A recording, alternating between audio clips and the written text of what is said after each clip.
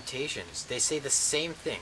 Look at the China study, where they took basically a group of people in China and they monitored their dietary habits of meat for a while and what problems they had, and they found out they had all these diseases and things, very common, not nothing uncommon, nothing more than other people, and they switched this big group of people to a plant-based diet, eating no meat whatsoever. And they noticed that all these diseases started going away. They started being cured. Everyone started to feel better. Then they switched them back to their old diet, a basic diet of not a terrible diet. These were farmer areas, so they were eating lots of like fresh foods, fresh meats, fresh vegetables, rice, right? It wasn't like a McDonald's area. And their diseases started coming back. They started getting sick again and feeling bad and having all these health problems. And then they took them off meat again, back to plant-based, and again, all their diseases went away. It's a big study, look it up. And not even that, but there's been so many different studies. You look at Eastern European countries during or after World War II. When the Nazis were coming and everyone was fighting, the people were very poor in that area. They couldn't afford meat. A lot of them couldn't eat meat. They didn't eat meat because they couldn't afford it. And so they didn't notice really, but it was documented by people that a lot of their diseases went away. They started to feel better. They started to have more energy. The death rate was so much higher for those years. I mean, in age. They lived a lot longer.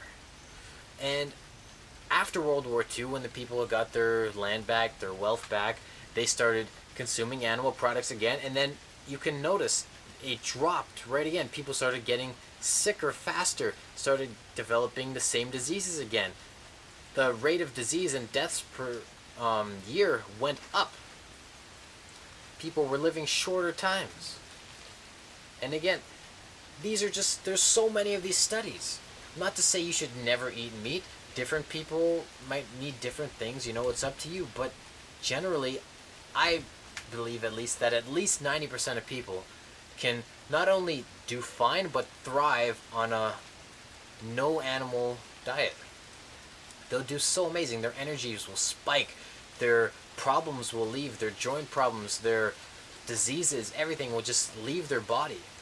And they'll feel so much better. A few people might need a bit, but even those, it's very small. Okay? Look at like a chimpanzee. Genetically, they're very similar to us. They have the same makeup. Almost the same chromosomes, same DNA, very similar. Yet they eat a 95 to 99% plant diet. They just eat leafy greens all day, big leaves, all kinds of things. That's where they got all their food from. They also eat some fruit and maybe a little bit of insects, but that's not very common. And in fact, a lot of them go without that for very long periods of time, and they're completely fine. And they're way stronger than us. Pound for pound, a gorilla can just like rip someone's head right off. I mean, I've heard that some gorillas can estimated to bench press close to 5,000 pounds. Now ask any bodybuilder in the world, any weightlifter to do something like that. They can't. Not even close. Like, I don't know what the statistic is, but it's around probably 500, 600. Not anywhere near 5,000, and this is pound for pound. I'm talking about people around the same weight. The only difference is their diet. Because their bodies, their muscles are built off of pure foods the way it's supposed to be, because they're living naturally. Another last look at it you can take is that, we all live on this earth together. We share with the other species. And I know that we seem to think that we control everything, we own everything, and we can take whatever we want without giving anything back, but that's not how it is.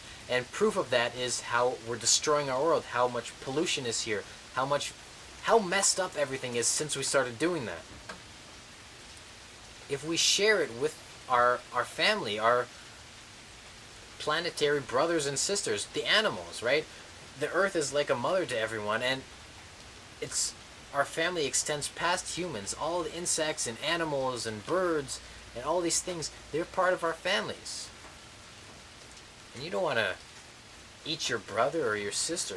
I hope not. So why do that? Why do it to our planetary brothers and sisters? It's unnecessary. So it comes down to all that. There's the nutritional problems. There's the disease causing problems. There's digestive problems. There's weight gain. All these physical things, diseases, and negative emotions coming from it. Besides for the fact that we don't have to do it, we have an alternative. It's there.